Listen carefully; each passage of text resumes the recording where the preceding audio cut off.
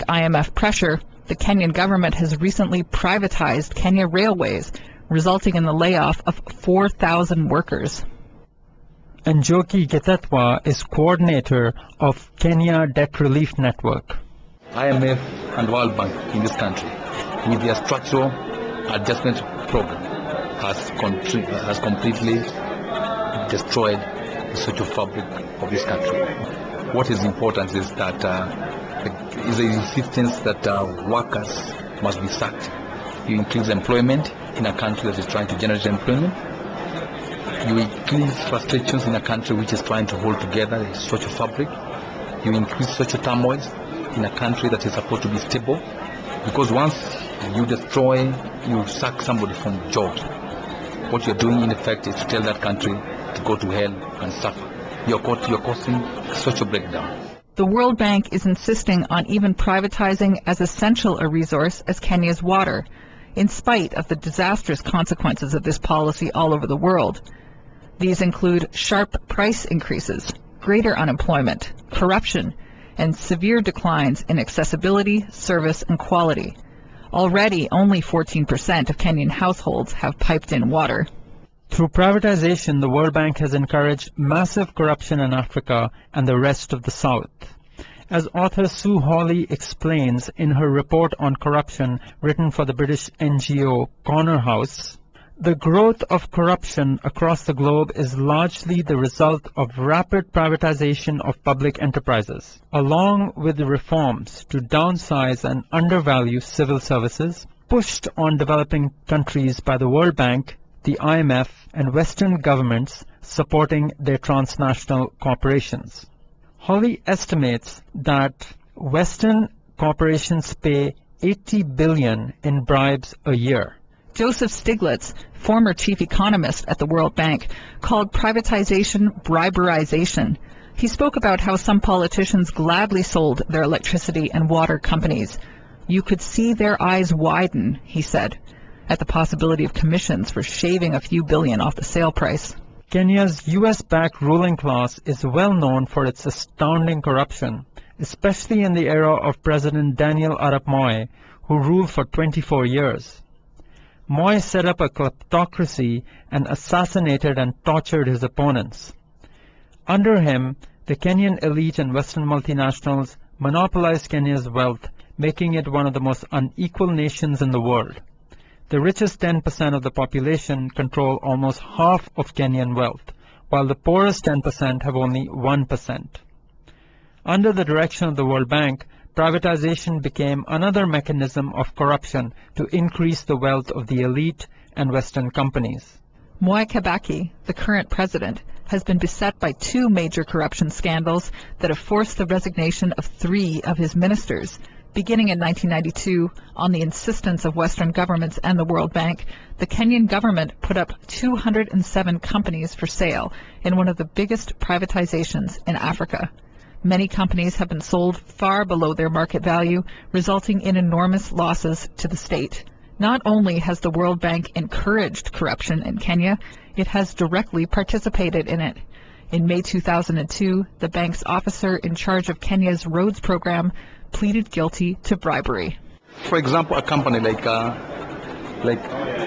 telecommunication industry is privatized.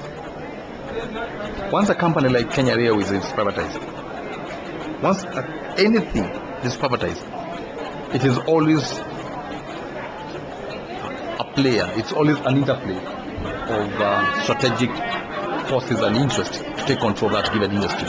We have seen industries in this country which were privatized when the business class and some people in the business class are very well prepared. We are talking about situation where they are privatized when multinationals are very, very much aware. So the people come exactly take these industries. It's not even the people. It's strategic players in the corporate world. And this corporate world, they part with a lot of money to support operatives within the government.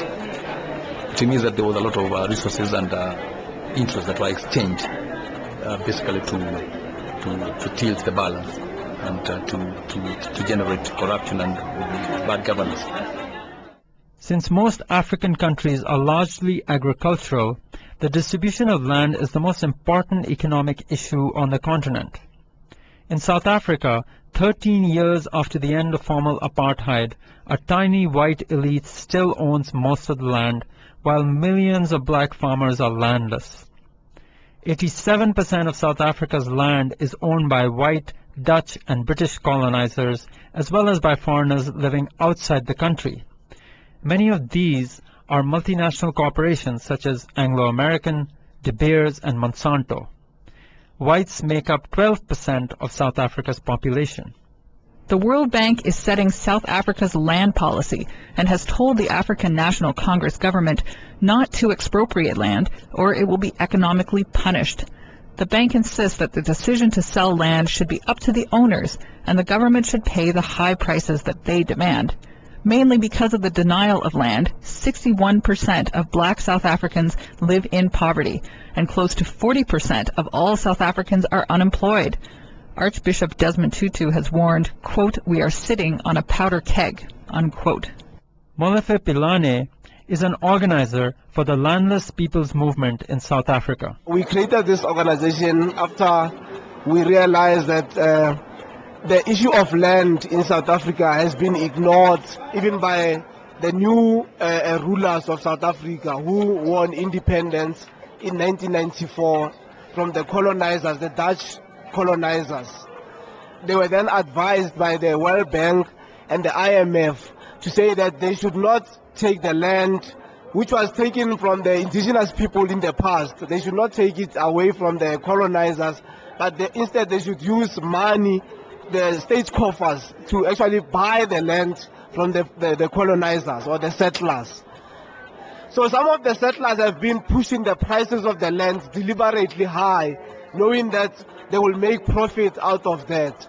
So the process has actually stalled, has actually stopped, because the government does not have enough resources to buy the land. But also, if they try to amend the law to say that they're gonna maybe expropriate some of the land, the value of the rand, which is our currency, collapses because of the international, connections of the IMF and the World Bank and the multinationals. So that's the situation that we find ourselves, that the multinationals, the US, through its agencies of the IMF and the World Bank, is forcing African countries to actually buy land which was taken by the settlers, from the settlers with high prices. The South African Landless People's Movement's tactics focus on education. So that's a very difficult situation that we find ourselves in. But the resistance has been there. We've been organizing people around the issue of land and educating people about how land is important so that it can help them to grow food, to take them out of poverty. People are starting to understand that they have to stand up on their own and confront this US imperialism that is being, pushed down their throat through their agencies of IMF and the World Bank and other international monetary agencies.